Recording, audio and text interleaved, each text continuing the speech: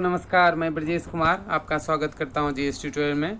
तो आज हम लोग यूरोप के पॉलिटिकल मैप को देखने वाले हैं। जैसा कि आप स्क्रीन पे देख पा रहे होंगे, तो इसमें यूरोप के सारे कंट्रीज़ अच्छे से हैं। तो हमने लास्ट वीडियो में जैसा कि एशिया का मैप, पॉलिटिकल मैप अच्छे से कवर किया था, लेकिन बहुत लोगों का कमेंट आया कि उसमें मैप अच्छे से दिख नहीं पा रहा है। तो आज हम लोग एक बार ये आज का लेक्चर शुरू करने से पहले एशिया के पॉलिटिकल मैप को देख लेते हैं, जिसमें एक बार डिफरेंट कंट्रीज़ के लोकेशन को मार्क कर लेंगे। फिर हम लोग आज के टॉपिक यूरोपियन पॉलिटिकल मैप को देखेंगे। तो आइए हम लोग एशिया के मैप को एक बार देख लें। जैसा कि आप लोग स्क्रीन पे एशिया का पॉलिटिकल मैप देख रहे हैं, जिसमें हमने एशिया को 6 पार्ट में डिवाइड किया था। सबसे ऊपर क्या था? नॉर्थ एशिया में रसिया। उसके बाद फिर हमने एशिया को 6 पार्ट में डिवाइड किया था। तो पहले नॉर्थ, फिर उसके नीचे ये ईस्ट एशिया, ईस्ट वाला पोर्शन, ये पूरा मंगोलिया, चाइना और साउथ कोरिया, नॉर्थ कोरिया, ये यहाँ पे आप लोग देख पा रहे होंगे, नॉर्थ कोरिया, साउथ कोरिया। फिर इधर जे शेप का जापान, ये सब किस में हम लोगों ने देखा था? ईस्ट एशिया में। उसके बाद ईस्ट एशिया के नीचे साउथ ईस्ट एशिया, मतलब इसे एक ऑर्गेनाइजेशन है आसियान नाम से, association of south east Asian nation. उसमें 10 कंट्रीज हैं। तो उन कंट्रीज़ को भी हमने देखा था, जिसमें कि ये बर्मा या अभी इसका करंट नाम म्यांमार है, जो कि इंडिया के नॉर्थ ईस्ट पार्ट से इसका बॉर्डर लगता है। उसके बाद यहाँ पे हमने क्या देखा था? कौन कौन से country? 5 country, Thailand, Laos, Vietnam, उसके बाद कंबोडिया। तो इसमें एक ट्रिक भी हम लोगों ने जाना था, क्या था? लाओ थाली, जल्दी वेट नहीं हो रहा है, कम ऑन। तो लाओ, लाओस, थाली, थाईलैंड, वेट, वियतनाम और कम ऑन कंबोडिया। तो इस तरह ये 5 कंट्री। फिर यहाँ पर माला आकार का ये मलेशिया हमने देखा था। उसके ठीक नीचे एक छोटा सा आइलैंड कंट्री, लेकिन वो बहुत ही डेवलप है, कौन सा था? सिंगापुर।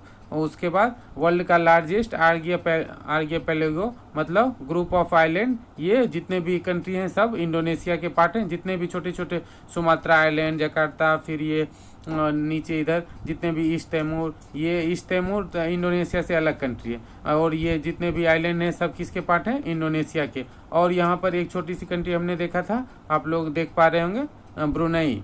तो उसके बाद यहाँ हम लोगों ने एक और कंट्री देखा था, ये फिलीपींस। तो इस तरह हमने नॉर्थ एशिया देख लिया, जिसमें कि एक कंट्री था बस रसिया। उसके बाद ईस्ट एशिया देख लिया, जिसमें मंगोलिया, चाइना, जापान ये सब था। फिर उसके बाद साउथ ईस्ट एशिया देख लिया, जिसमें ये different country, Laos, Thailand, Vietnam, फिर मलेशिया, सिंगापुर, ये सब आ गए। उसके बाद हम लोग आते हैं, देखते हैं साउथ एशिया पे।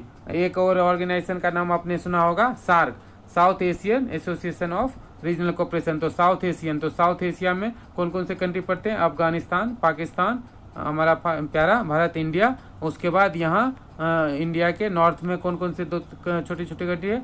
नेपाल, जो कि आप यहाँ देख पा रहे होंगे, नेपाल। और एक और कंट्री भूटान, और थोड़ा जूम कर लेते हैं और अच्छे से दिखेगा, ये नेपाल, भूटान। फिर यहाँ नीचे बांग्लादेश, ये बांग्लादेश रहा। उसके बाद फिर ये नीचे में 2 कंट्री, ये श्रीलंका, और ये इंडिया के वेस्ट साइड में इंडियन ओशन में मालदीव। तो ये हमने वेस्ट एशिया में देख लिया। फिर यहाँ हमने सेंट्रल एशिया देखा था, जिसमें जितने भी स्थान थे, क्या क्या थे? सबसे बड़ा कंट्री कौन सा है? कजाकिस्तान, सबसे बड़ा लैंडलॉक कंट्री भी है।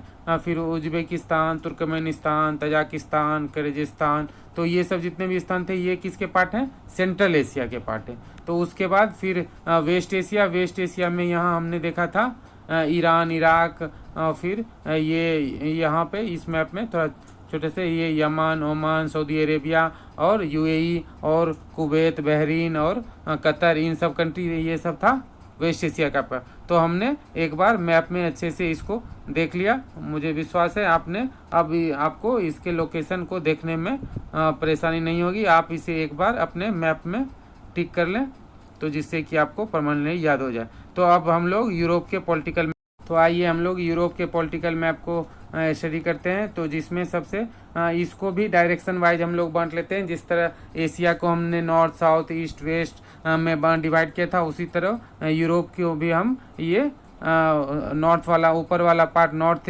यूरोप के को ले लेते हैं। फिर इधर नीचे ये साउथ यूरोप हो गया, फिर इस साइड वेस्टर्न मतलब वेस्ट में वेस्टर्न यूरोप, और ये इधर वाला ईस्टर्न यूरोप। तो इस तरह पहले ऊपर वाला नॉर्थ यूरोप का पार्ट देखते हैं। ये स्कैंडिनेवियन कंट्री, आप पता होगा नाम, नॉर्वे, स्वीडन और फिनलैंड, जो कि ये सब कंट्री स्कैंडिनेवियन कंट्री कहते हैं और ये नॉर्डिक कंट्री कहलाते हैं ये तीनों। तो आपको इसमें पता, इनके नाम तो पता ही होगा, जितने भी इंडेक्स आते हैं, फ्रीडम इंडेक्स, पीस इंडेक्स, या जितने भी इंडेक्स आते हैं, तो ये सब कंट्री उसमें टॉप पे होते हैं। और ये इधर एक छोटा सा कंट्री है, ये आइस से घिरा हुआ आइसलैंड। तो उस तरह हमने नॉर्थ में देख लिया, ये नॉर्वे, स्वीडन और फिनलैंड। ये स्वीडन के ठीक नीचे स्वीडन, डेन के ठीक नीचे डेनमार्क, डेन से हो गया डेनमार्क, ये स्वीडन के नीचे है। तो उसी तरह फिर हम लोग यहाँ पे एक ट्रिक से ये बीच में जितने भी बड़े बड़े देश हैं उसका नाम याद करने की कोशिश करते हैं। इसके लिए एक ट्रिक बनाते हैं हम लोग, यूपी वाले लोग ऑफेंड ना हो, ये जस्ट एक सिंपल ट्रिक है कंट्रीज का नाम याद करने के लिए। ये यूपी वाले भैया की जीएफ स्पेन की है, तो वो फोटो खींचने में व्यस्त हैं। तो यूपी यूक्रेन, पोलैंड, उसके बाद जीएफ, जी फॉर जर्मनी, और एफ फ्रांस स्पेन की है, और वो फोटो खींचे तो वो फोटो से पुर्तगाल। तो यूपी वाले भैया मतलब यूक्रेन सबसे पहले आ जाएगा, उसके बाद पोलैंड, फिर जीएफ जर्मनी, फ्रांस, स्पेन और पोलैंड। तो इस ट्रिक से हम लोग ये बड़े बड़े जितने भी कंट्री हैं यूरोप के उसको याद कर लिया। फिर अब आते हैं साउथ यूरोप में। यहाँ नीचे ये मोरक्को है, ये मोरक्को अफ्रीका का पार्ट है। ये यहाँ पर एक स्टेट है, स्टेट ऑफ जिब्राल्टर, जो कि हम लोग जूम करके देखते हैं। ये स्टेट ऑफ जिब्राल्टर इससे यूरोप और अफ्रीका के बीच मतलब ये बाउंड्री का काम करता है। तो ये नीचे हो गया ये अफ्रीकन कंटिनेंट, ये यहाँ से स्पेन, ये यूरोप में है। तो इसके ऊपर स्टेट ऑफ जिब्राल्टर के ऊपर ये यूरोप हो गया, उसके नीचे हो गया अफ्रीका। तो यहाँ पे हम लोग स्पेन और पुर्तगाल तो देख ही लिए। उसके बाद इधर आते हैं, देखते हैं एक छोटा सा ये कंट्री है इटली। इटली में ही एक हम लोगों ने पढ़ा था वर्ल्ड का सबसे स्मॉलेस्ट कंट्री, तो उसका लोकेशन हम लोग देख लेते हैं। ये बिल्कुल रोम के पास वेटिकन सिटी, ये छोटा सा मात्र 500 मीटर का एक देश हमने देखा था है। ये कहाँ पर है? तो ये इटली के ठीक बगल में है, मेडिटेरेनियन सी के पास। तो हमने इटली देख लिया। फिर अब इधर ईस्टर्न यूरोप के कुछ कंट्रीज को देखते हैं। ईस्टर्न यूरोप के कंट्री आपको पता है कि ये पहले अर्स्टवाइल यूएसएसआर इसका पार्ट हुआ करता था। अभी अब ये सब इंडिपेंडेंट कंट्री है। तो ये कौन कौन से हैं? सबसे पहले ये इस्टोनिया, लातविया, लिथुआनिया और बेलारूस, और फिर उसके बाद इससे नीचे फिर यूक्रेन आ जाएगा, रोमानिया, बुल्गारिया और टर्की। टर्की का भी ये कुछ पोर्शन यूरोप में है और कुछ पोर्शन रसिया में है, ये एशिया में। उसी तरह ये रसिया का भी हमने पढ़ा था कि यूराल माउंटेन के इस साइड में जो भी है वो एशिया का पार्ट है, यूराल माउंटेन के वेस्ट साइड में ये यूरोप का पार्ट है। तो ये दो कंट्री जो हमने देखा था ये ट्रांस कंटिनेंटल कंट्री हैं, रसिया और टर्की। इन दोनों का कुछ पार्ट एशिया में है, कुछ रसिया में, ये यूरोप में। तो हमने इधर ईस्ट के कुछ और कंट्री, ग्रीक्स और फिर बुल्गारिया और ये साइबेरिया, इन छोटे छोटे कंट्री को देख लेते हैं। कुछ छूटा तो नहीं है।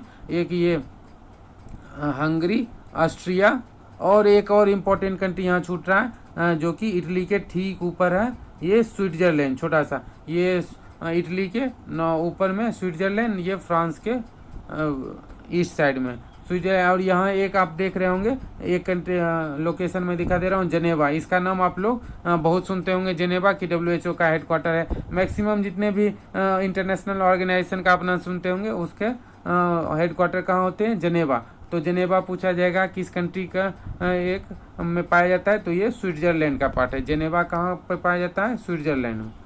तो इस तरह हमने देख लिया यूरोप के बड़े बड़े इंपॉर्टेंट कंट्रीज और नॉर्थ और साउथ में। अब यूनाइटेड किंगडम के बारे में थोड़ा जान लेते हैं। यूनाइटेड किंगडम जैसा कि आपको पता है ये 4 आइलैंड कंट्री को मिला के बना होता है। एक सबसे पहले ये इंग्लैंड, फिर उसके बाद ये ऊपर में स्कॉटलैंड या उसके राजधानी ग्लासगो है, फिर यहाँ आयरलैंड, ये नॉर्दर्न आइलैंड, और यहाँ छोटा सा एक वेल्स आइलैंड है, आइस ऑफ वेल्स। तो ये चारों को बना के ये बनता है यूके, यूनाइटेड किंगडम।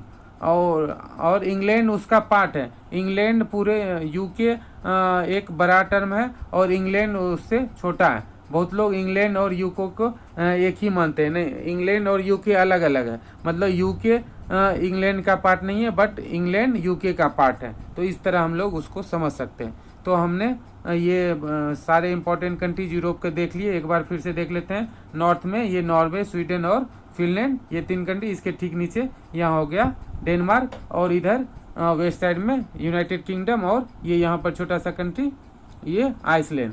तो ये हमने इधर देख लिया। उसके बाद फिर हमने साउथ में कौन कौन सा देखा, स्पेन, पुर्तगाल, इटली, ये यहाँ पर स्विट्जरलैंड। फिर यूपी वाले भैया की जीएफ स्पेन की है, तो यहाँ से हमने Ukraine, Poland, Germany, France, Spain, पुर्तगाल, ये सब बड़े बड़े कंट्रीज देखे थे।